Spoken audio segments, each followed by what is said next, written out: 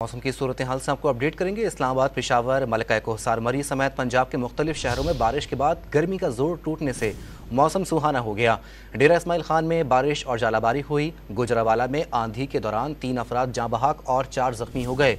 खुशाब में आसमानी बिजली गिरने से 2 भाई जान से हाथ धो बैठे।